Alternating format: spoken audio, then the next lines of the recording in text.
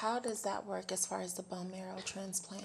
You know what? I really thought it was difficult. I was scared to get it. I kept putting it off. And actually, it was really simple. God has blessed me with so much knowledge and technology now that all they did was put an IV in my arm, my upper arm. Went in there, they pulled the marrow out.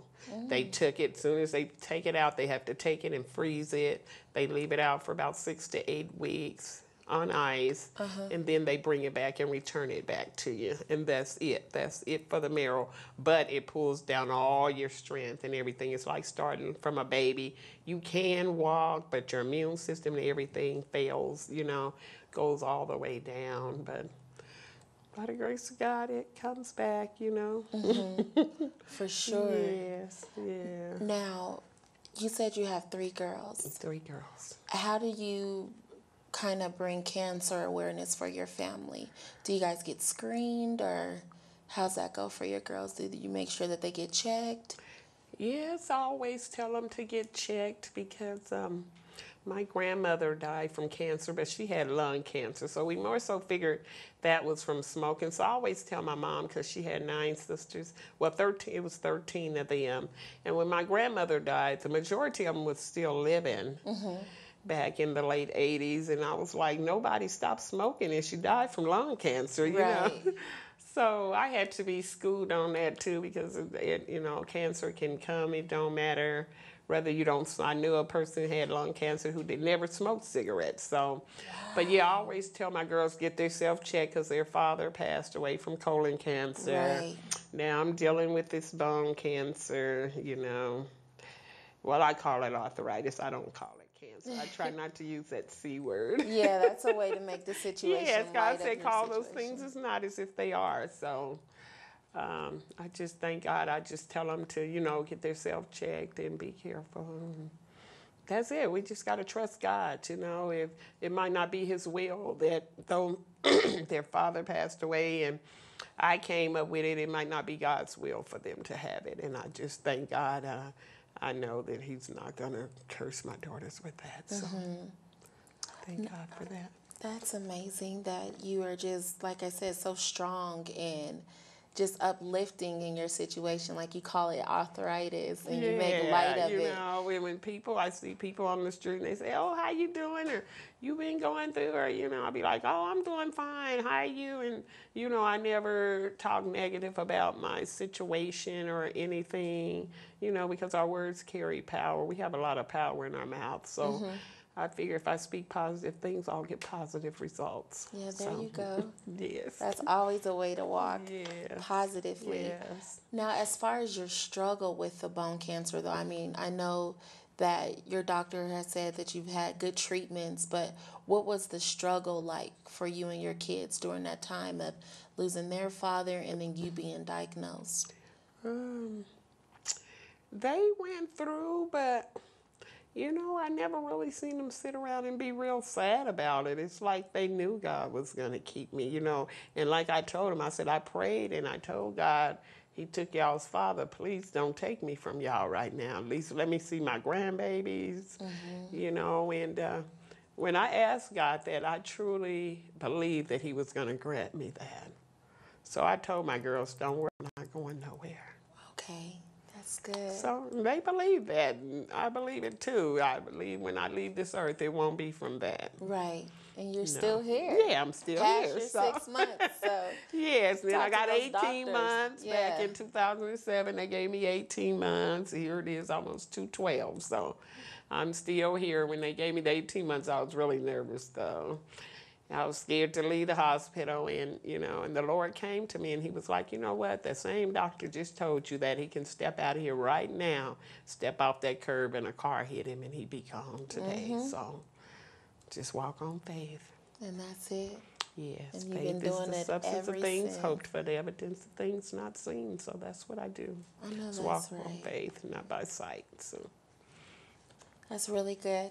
Now, do you still keep your health like how it was before? Are you still able to work out like you used to, or at least walk around? I do go to the gym. I do use a cane, but I'm a lot of times I walk off without it because it's like a crutch to me, you know. But on certain days, yeah, I reach and grab it.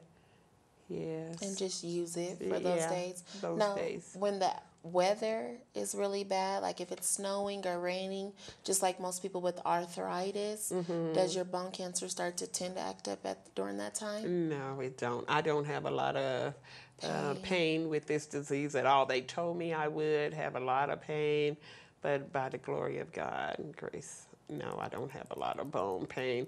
But I just still say arthritis because sometimes I can kind of feel it when it gets cold. But I don't have a lot of tremendous pain. Like I hear some people, oh, I'm hurting, I'm this. No, Right. no, I Now, don't what's have your, that. if you don't mind me asking, what's your medicine intake like? Um, right now, I'm just taking vitamins.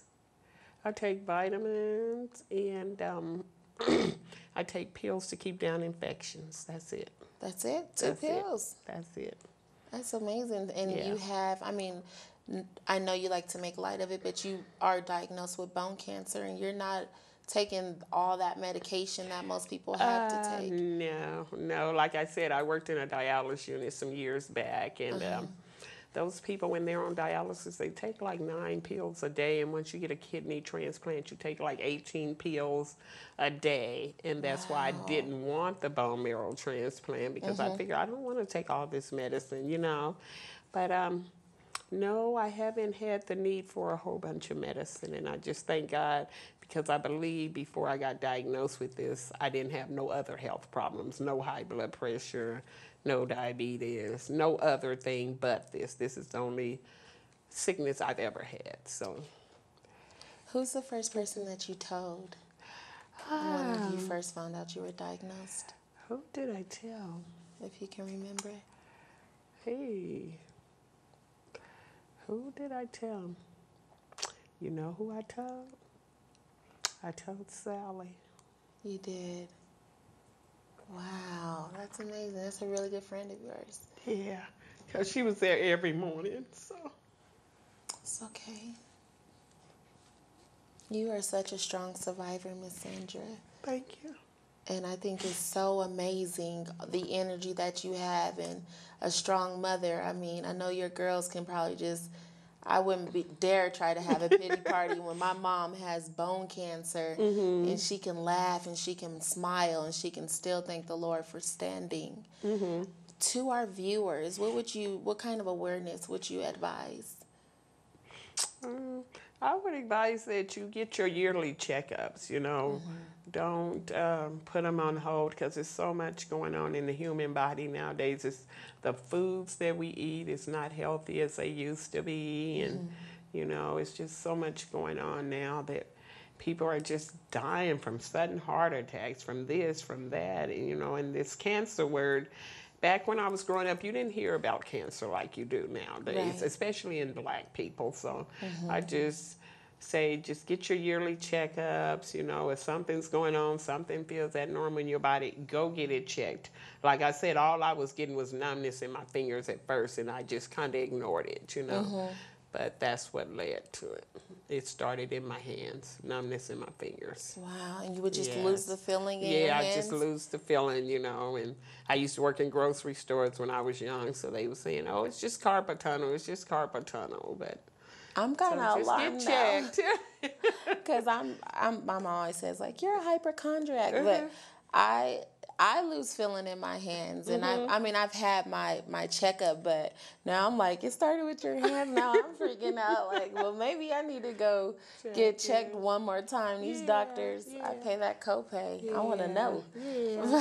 But Miss Sandra, I would just say thank you so much for just coming on the show and just sharing your life and opening up. And I just pray to God that your testimony would be that you're still standing years and years from now. You'll see all your great grandkids. And Thank God. I just ask God for life for you and your family and that you keep surviving. Amen. And to all of our viewers out there, just make sure, like our Miss Sandra here, our guest here on the show, that you make sure that you're getting the cancer awareness and getting your checkup and taking the steps to just take care of our bodies, because that's the most important thing.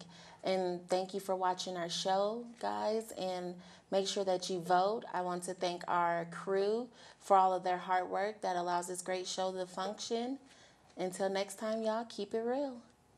Amen.